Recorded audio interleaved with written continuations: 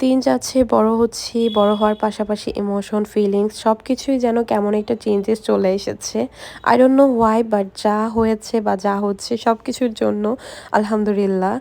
সবচেয়ে বড় চেঞ্জেস হচ্ছে আমি এখন মানুষের সাথে অনেক কম মিশি। মানে আগে তোমরা যারা আমাকে ১ম থেকে দেখো তারা হয়তো জানবে আমি প্রচণ্ড পরিমাণ বাহিরে ঘুরতে পছন্দ করতাম, পাশাপাশি অনেক মানুষ নিয়ে। বাট এখন আমার এই জিনিসটা একদমই পছন্দ না। এখন আমার একা থাকতে বেশি ভালো লাগে অ্যান্ড বাহিরে ঘুরতে আমার একদমই কেন জানি ভালো লাগে না।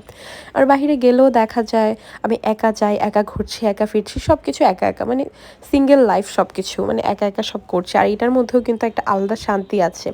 আর একা যখন থাকি তখন আমি নিজেকে নিজের মতো করে টাইম দেই। আমি কখনোই কোনো কিছু ক্যাপচার করি না। সো দ্যাট তোমাদের সাথে আর শেয়ার করা হয় না।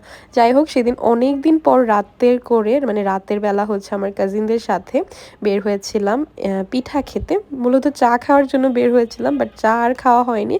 আমরা পিঠা খেয়েছিলাম গরম, গরম। এই শীতের রাতে পিঠা খেতে কিন্তু বেশ ভালো লাগে। তারপর অনেক বছর পর আমি মধুবন খুঁজে পেয়েছিলাম। ছোট্টবেলায় এই মধুবন প্রচুর খেতাম আর আম্মুর কাছে প্রচুর বকা খেতাম। এইগুলো নাকি ভালো না, হ্যান-ত্যান অনেক কিছু। বাট এখন আর আগের মতো কোনো টেস্টই নাই। তারপর হচ্ছে রিক্সা দিয়ে একটু ঘোরাঘুরি করে দেন লাস্টে হচ্ছে আমরা একটু ফুচকা খেতে চলে গেলাম। কারণ অনেকদিন আমি বাহিরে বের হই না, তো বাহিরের খাবার-দাবারও তেমন একটা খাওয়া হয় না।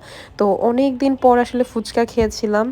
আমি ঠান্ডার কারণে কোনো টেস্টই পাচ্ছিলাম না আসলে। স্টিল নাও আমার ঠান্ডা, বাট ওইদিনও অনেক ঠান্ডা ছিল। তো তারপরেও মনে হচ্ছিল একটা আইসক্রিম আমার খেতেই হবে। সো অনেক চেষ্টা করার পরও আমি পারিনি। তারপর হচ্ছে একটা আইসক্রিম আমি খেয়ে ফেলেছিলাম। আর ওই আইসক্রিম খাওয়ার পর থেকে আমার আরও ঠান্ডা লেগে গিয়েছে। সো আজকের ভিডিওটা এই পর্যন্তই। আল্লাহ হাফেজ।